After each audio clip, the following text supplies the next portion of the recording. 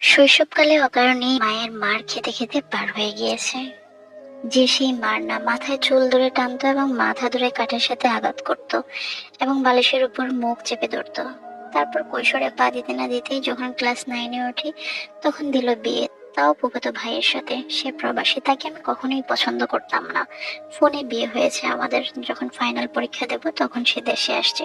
রীতিমতো তার সাথে সংসার করা লাগছে আমার। তাকে আমি একটু সহ্য করতে পারতাম না।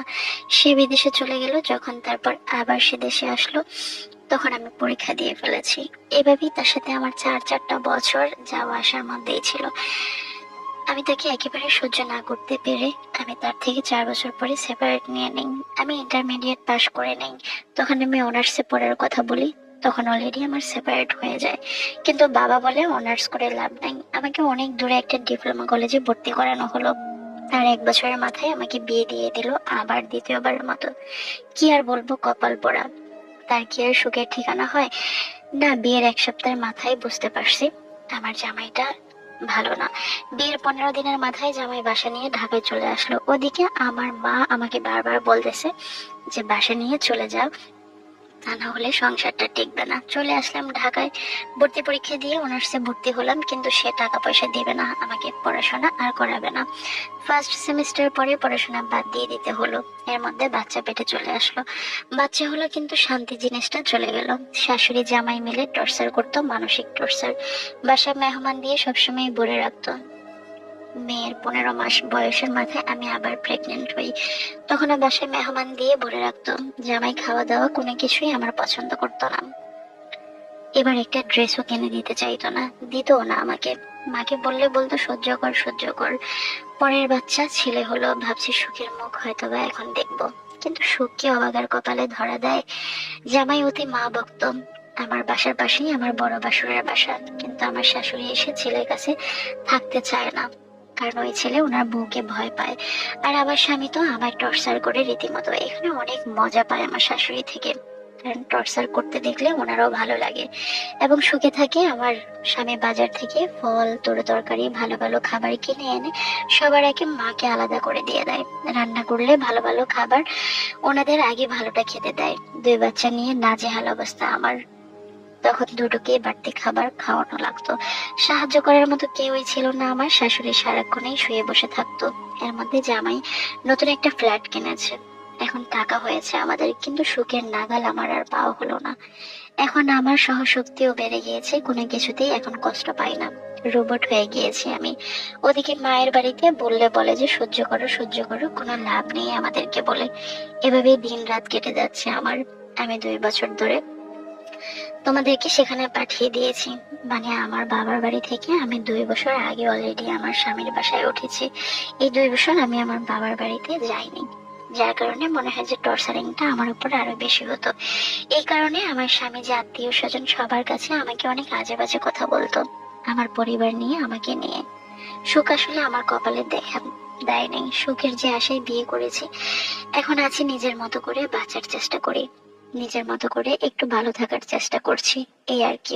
আপু, এই ভিডিওটা যখন করবেন তখন আমাকে একটু ট্যাগ করে দেবেন। ঢাকায় থাকাকালীন সময়ে মা কল করে বলতো, আয় আয়, মায়ের বাসায় গেলে মা শুধু অভাব দেখায়, সময় খারাপ হলে সবাই খারাপ ব্যবহার করে, তবে তারা কিন্তু গরিব না।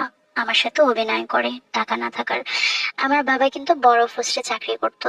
জামাইয়ের কাছ থেকে মাঝে মাঝে কিছু টাকা চুরি করতাম, সে টাকা দিয়ে মার জন্য, জামা, পরিবারের সবার জন্য নিয়ে যেতাম। বাজার করতাম, বাবার বাড়িতে গিয়ে ইচ্ছে মতো খরচ করতাম।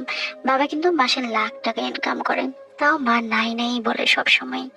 ছেলে সিজারে হওয়ার পরে 1 সপ্তাহ হসপিটালে থাকার পর মায়ের বাসায় গেলাম। তখন মা আমাকে বলে, ঘাস কি কাটে, আরো অনেক ধরনের কটু কথা। এটা গ্রামের প্রবাদ বাক্য, এভাবেই মানুষ মানুষকে খোঁচা দিয়ে কথা বলে। কিন্তু আমার মা যখন আমাকে এভাবে খোঁচা দিয়ে কথা বললো, তখন আমি কষ্ট পেতাম। তাদের জন্য আমি অনেক করেছি, যে বাইকে চুরি করে টাকা দিতাম, কত কত জামা কাপড় জুতা কিনে দিয়েছি। সেই ভাই অনেকবার আমাকে মেরেছে। একটাই ভাই, অনেক আদরের বড় ভাই আমার। আমি একটু নরম মনের মানুষ, তাই ঠকেছি বেশি। অনেক আশা নিয়ে পড়াশোনা করেছি, একটা চাকরি করার খুব ইচ্ছে ছিল, ভেবেছিলাম দ্বিতীয় স্বামী শিক্ষিত, আমাকে সাপোর্ট দেবে, কিন্তু সে উড়ে বালি। আমার জীবনটা এত অগোছালো হবে তা আমি কখনোই কল্পনা করিনি। পুরনো কথা লিখতে গিয়ে চোখে পানি চলে আসলো। এখন 3-4 বছর ধরে কারো পিছনে টাকা খরচ করি না, সব নিজের নামে রাখি এবং নিজের শখ পূরণ করি। এবং 2021 সালে উন্মুক্ত থেকে ডিগ্রিতে ভর্তি হই, সম্পূর্ণ নিজের টাকায় পড়াশোনা করি। এখন আমি 2য় সেমিস্টারে পড়ছি। জামাই সাপোর্ট ছাড়াই এখন আমি আমাকে অনেক বেশি ভালোবাসি। যে মা বাবার জন্য, যে ভাইয়ের জন্য আমি দিনের পর দিন টাকা সঞ্চয় করতাম, লুকিয়ে রাখতাম, তাদেরকে আমি লুকিয়ে দিতাম, কিংবা তাদের বাড়িতে আসলে আমি তাদের চাহিদা অনুযায়ী খরচ করতাম, সেই মা বাবা ভাইয়ের কাছেই আমি আশ্রয় পাইনি। যখনই কোনো একটা দুঃখের কথা বলতে গিয়েছি, তখনই ওনারা আমাকে ব্যঙ্গ করেছে, আমাকে অপমান করেছে, আমাকে খারাপ ভাবে নিয়েছে। কিন্তু একটা মানুষ বারবার অন্যায় করতে পারে না, এটা কখনো ওনারা বুঝতে চায়নি। আমার জীবনে বারবার যেই খারাপ জিনিসগুলো আমার সাথে হয়ে গিয়েছে, সেটার জন্য হয়তোবা আমি দায়ী না, কোনো একটা অদৃশ্যই দায়ী। মানুষের ভাগ্য বলে একটা কথা আছে, কিন্তু আমি কখনোই আমার পরিবার থেকে, আমার স্বামীর থেকে কিংবা আমার শাশুড়ি থেকে সাপোর্ট পাইনি। এখন আমি আর নিজেকে অনেক স্ট্রং করে নিয়েছি। এখন আমি চাইলেই নিজেকে অনেক পরিবর্তন করতে পারি। আমার সাথে সবাই অন্যায় করেছে, যারা আমাকে জন্ম দিয়েছে তারা আমাকে ঠকিয়েছে। আমি যখন ডান বাম বুঝি না, তখন আমাকে বিয়ে দিয়েছে। আমার বয়স তখন সবে মাত্র 14 বছর ছিল।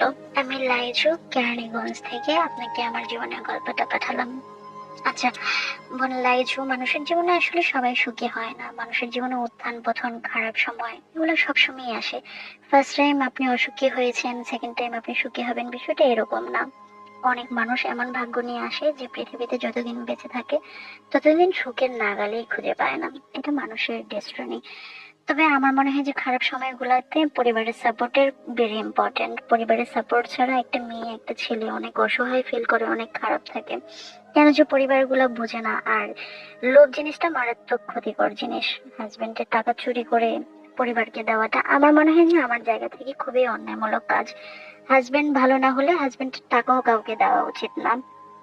আর যখনই আপনি অন্যের চাহিদা দিনের পর দিন ফিল আপ করে যাবেন, তখন আপনি সেখানে সস্তা হয়ে যাবেন, সেটা নিজের বাবার বাড়ি হোক, স্বামীর বাড়ি হোক। আমার মনে হয় যে বাবার টাকা ঠিক একটা মূল্যবান জায়গায় খরচ করা উচিত, তেমনি স্বামীর টাকাও মূল্যবান জায়গায় খরচ করা উচিত, যতটুকু আপনার একেবারে করতেই হবে। আপনার কিন্তু এরকম না বাবা মা না খেয়ে অনাহারে মরে যাচ্ছে, এটা কোনো মেয়েরই উচিত না, আমারও উচিত না, আপনারও উচিত না, কারোই উচিত না। স্বামীর টাকা ঠিক স্বামীকে জানিয়ে যেখানে দেওয়ার উচিত, যেখানে দেওয়াটা না দিলেই নয় সেখানে দেওয়া উচিত। তবে মা বাবার জন্য প্রত্যেক ছেলে সন্তান, মেয়ে সন্তানই কিছু না কিছু করতে চায়। যারা সুস্থ মস্তিষ্কের অধিকারী তারা মা বাবার জন্য অনেক কিছুই করতে চায়। দোয়া রইল আপু, সন্তানদের দিকে খেয়াল রাখবেন, মানুষ করুন যেন আপনার কপালের মতো তাদের কপাল, তাদের ভাগ্য না হয়। ভালো থাকুন, সুন্দর থাকুন, সকলে দোয়া করবেন আপুটার জন্য। আল্লাহ হাফেজ।